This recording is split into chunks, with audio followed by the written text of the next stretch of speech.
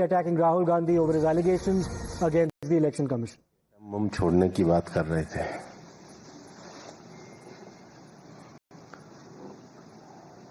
मेरे को कल किसी मित्र ने कहा कि ये तो जिस पेड़ पर बैठे थे उसी को कुल्हाड़ी से काटने का काम कर रहे थे। और सच कहूं तो कांग्रेस के युवराज प्रदेश के प्रतिपक्ष के नेता की भाषा का जो अहंकार था वो हमारे काम करने वाले चुनाव आयोग के जो कर्मचारी हैं उनके लिए था।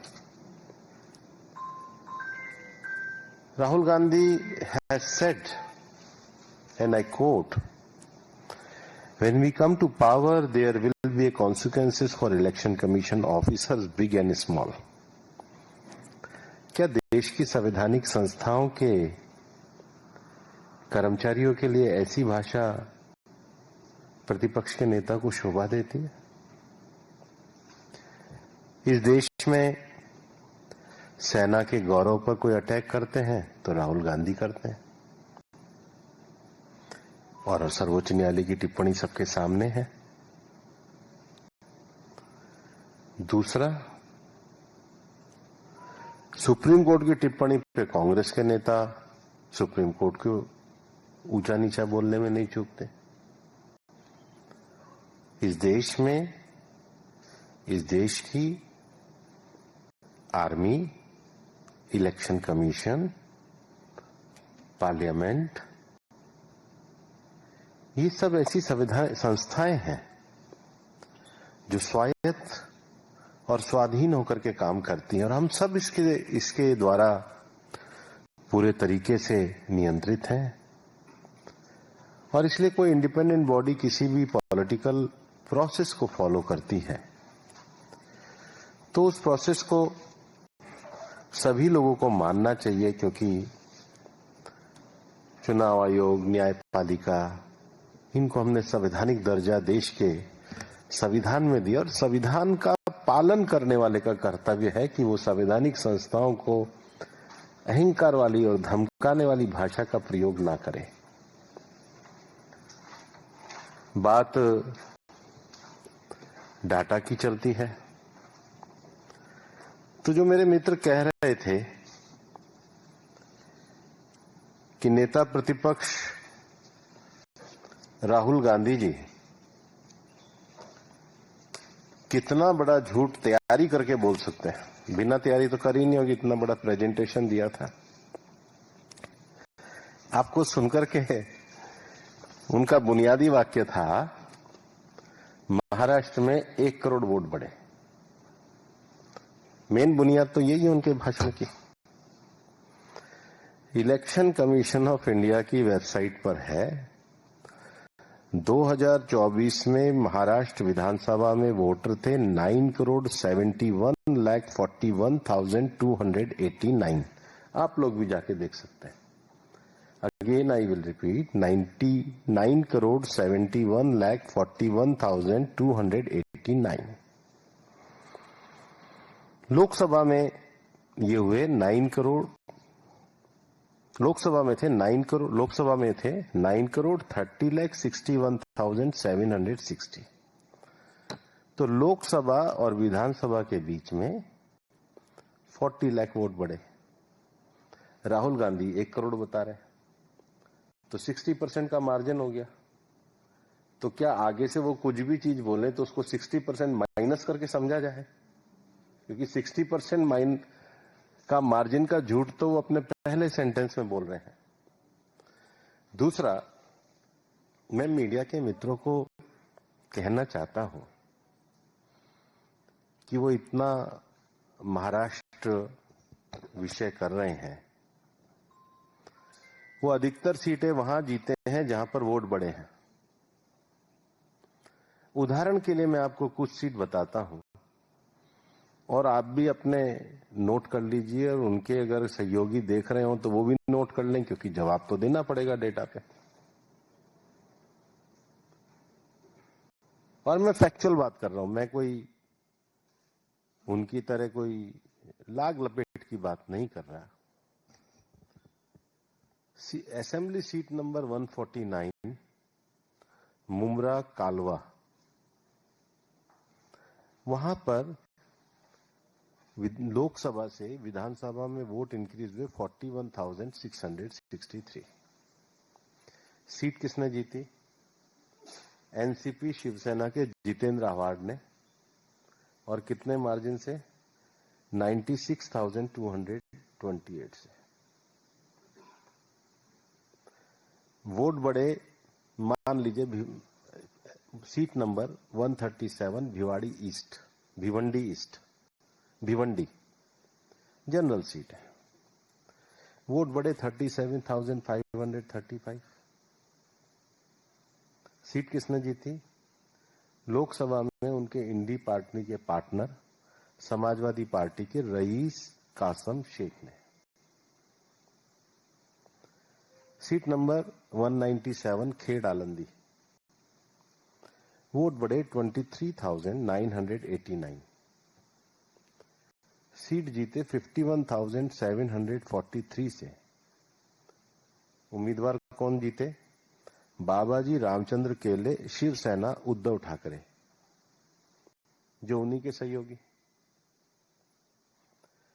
वोट बढ़े 15,162 परभनी, सीट नंबर 96। सीट जीती उसके भी दुगने मार्जिन से 34,216। किसने जीती? शिवसेना उबाटा के डॉक्टर राहुल वेद प्रकाश पाटिल ने। वोट बढ़े 15,059। कहां की? MHADA general seat 245 assembly number. कौन जीते? शरद पवार की पार्टी के अभिजीत धनंजय पाटिल 30,621 से। वोट बढ़े 11,650। सीट 247 माहौल शेड्यूल कास्ट रिजर्वेशन सीट थी। जीते कौन? एनसीपी शरद पवार जी की पार्टी के खरे राजू दान्यू। जितने वोट बढ़े उसके भी ज्यादा मार्जिन से। और कांग्रेस का आप देखिए कि seat number 57 Nagpur north, 57 Nagpur उत्तर, वोट बढ़े 23,421। जीतने का मार्जिन क्या रहा? 28,467। और कौन जीते? डॉक्टर नितिन किशननाथ राउत कांग्रेस के। Tajgaon seat number AC 287, vote increase हुए 11,707। सीट जीते 27,644 से। कौन जीते? शरद पवार जी की पार्टी के रोहित सुमन आभा पाटिल। सीट नंबर 253 इन्हीं के एक सहयोगी PWPI के। सीट पे वोट बढ़े 20,995 और वोट का मार्जिन आया 25,386। डॉक्टर बाबा साहब अन्ना साहब देशमुख। ये मेरे पास उन सब सीटों की सूची है। शायद अपने गिरेबा में झांकना नहीं आता।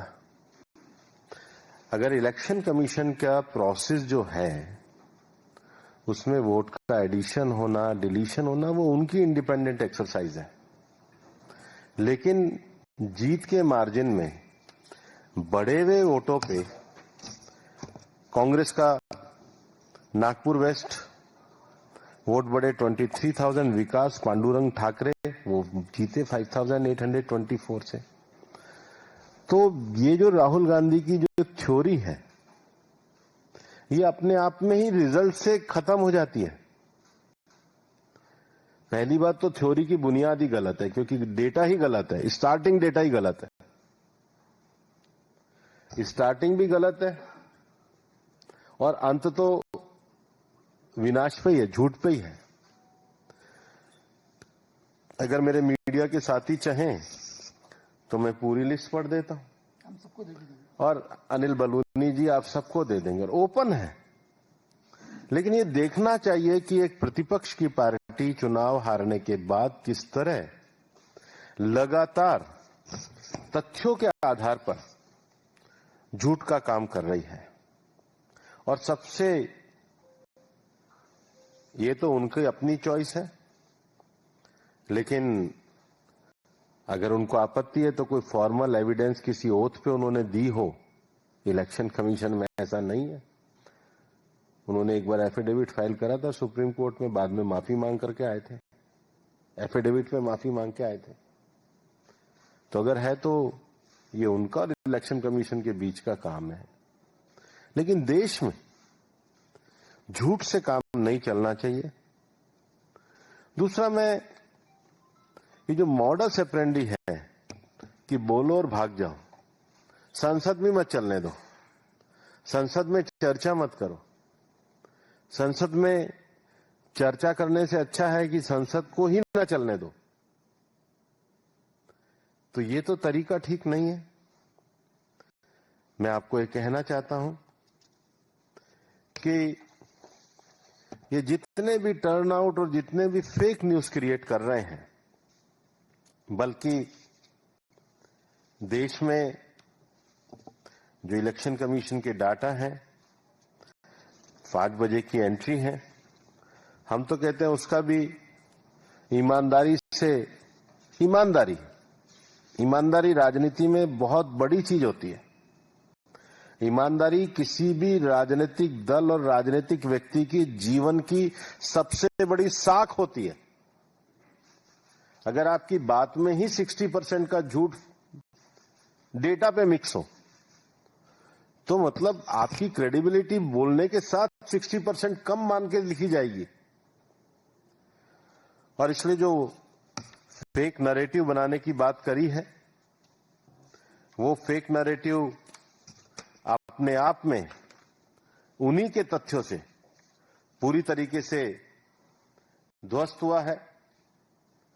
और हमारा ये कहना रहेगा कि हमारे जो संवैधानिक संस्थान हैं, उन संवैधानिक संस्थानों को कांग्रेस पार्टी एक विशेष प्रयास करके एक परिवार के लिए सिस्टेमेटिक ढंग से फेक नैरेटिव के आधार पे उसको छोटा करने का प्रयास कर रही है। लेकिन इस देश का संविधान महान है। बाबा साहब अंबेडकर की जो दूरदृष्टि है, जिसके कारण हम भारत के संविधान के अंतर्गत, एक व्यवस्था के अंतर्गत हम कार्य करते हैं, उस संविधान की सर्वोच्चता को हम स्वीकार करते हैं।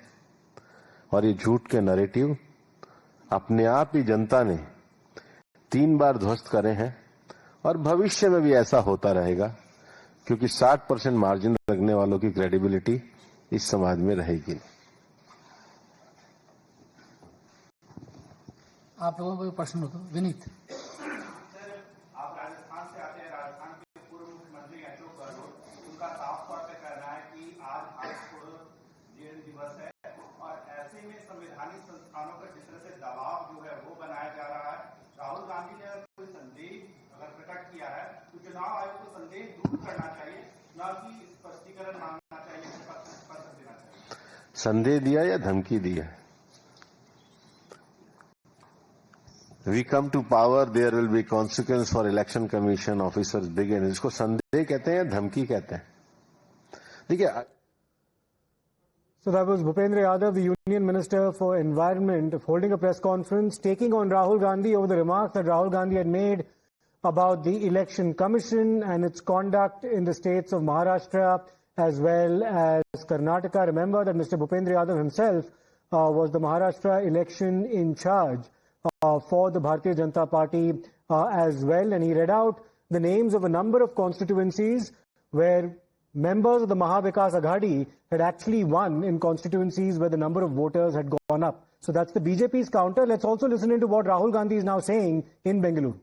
ಕೂಡ ಒಗ್ಗಟ್ಟಾಗಿ ಸೇರಿ ಈ ಸಂವಿಧಾನದ ಮೇಲೆ ಪ್ರಹಾರ ಮಾಡಿ ಅದರ ಮೇಲೆ ಹಲ್ಲೆ ಮಾಡಿ हिंदुस्तान के गरीब जनता पर आक्रमण कर रहे हैं ಕರ್ನಾಟಕ ರಾಜ್ಯದ ಭಾರತ ದೇಶದ ಬಡ ಜನರ ಮೇಲೆ ಆಕ್ರಮಣ ಮಾಡ್ತಾ ಇದ್ದಾರೆ और मैं उनसे कहना चाहता हूं अगर आप सोच रहे हो कि आप इस पर आक्रमण करके बचोगे तो फिर से सोचो ನಾನು ಅವರೆಲ್ಲರಿಗೂ ಕೂಡ ಸ್ಪಷ್ಟವಾಗಿ ಒಂದು ಮಾತಾಡಕ್ಕೆ ಬಯಸ್ತೇನೆ ನೀವು ಈ ಸಂವಿಧಾನದ ಮೇಲೆ ಪ್ರಹಾರ ಮಾಡಿ ನೀವು ಯಶಸ್ವಿ ಆಗ್ತೀರಾ ಅಂತಂದ್ರೆ ತಾವು ಮತ್ತೊಮ್ಮೆ ಆಲೋಚನೆ ಮಾಡಬೇಕು ಅಂತ ಒಂದು ವಾರ್ನಿಂಗ್ ನಿಮಗೆ ಕೊಡ್ತೀನಿ टाइम लगेगा मगर हम आपको पकड़ेंगे ಸಮಯ ಬರುತ್ತೆ ಆದ್ರೆ ನಿಮ್ಗೆ ತಕ್ಕದಂತ ಪಾಠನ एक ಕಲಿಸ್ತೀವಿ एक करके पकड़ेंगे ಒಬ್ಬೊಬ್ಬರನ್ನ ಹುಡುಕಿ ನಿಮಗೆ ಪಾಠ ಕಲಿಸ್ತೀವಿ मेरी बात याद रखना ದೇಶಾದ್ಯಂತ ಹುಡುಕ್ ಕೊಡ್ತೀವಿ क्योंकि आप अगर इस पर हमला करोगे तो हम आप पर हमला करेंगे ನೀವು ಈ ಪವಿತ್ರ ಸಂವಿಧಾನದ ಮೇಲೆ ಹಲ್ಲೆ ಮಾಡಿದ್ರೆ ನೇರವಾಗಿ ನಾವು ನಿಮ್ಮ ಮೇಲೆ ಹಲ್ಲೆ ಮಾಡ್ತೀವಿ ನಿಮ್ಮನ್ನ ಗುರಿ ಮಾಡ್ತೀವಿ ये हिंदुस्तान की आवाज है ಈ ಒಂದು ಪವಿತ್ರವಾದಂತ ಗ್ರಂಥ ಈ ದೇಶದ ಧ್ವನಿ याद रखिए नरेंद्र मोदी 25 सीट की मार्जिन से प्रधानमंत्री हैं ತಾವು ನೆನಪಿಟ್ಕೋಬೇಕು ನರೇಂದ್ರ ಮೋದಿ ಅವರು ಕೇವಲ 25 ಸೀಟುಗಳಿಂದ ಇವತ್ತು ಈ ದೇಶದ ಪ್ರಧಾನಮಂತ್ರಿ ಆಗಿದ್ದಾರೆ एक सीट हमने दिखा दी कि चोरी हुई है ಒಂದು ಸೀಟ್ನ ನಾವು ಸಾಬೀತು ಮಾಡಿ ತೋರಿಸಿದೀವಿ ಕಳ್ತನ ಆಗಿದೆ ಆ ಸೀಟಲ್ಲಿ ಅಂತ ಹೇಳಿ So Rahul Gandhi's war against the Election Commission and the BJP has only escalated. We'll, of course, wait and see as to how the events unfold later in the day as well. Rahul Gandhi speaking in Bengaluru as we speak. For the time being, we're taking a short break. We'll continue our coverage of this and much more on the other side.